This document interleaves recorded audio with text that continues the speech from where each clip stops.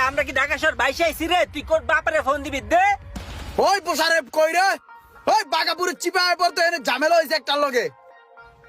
দে দে তুই আর কয়টারে ফোন দিবি? ফোন দে। ওই বেল্লা লই মামা তুই কই রে?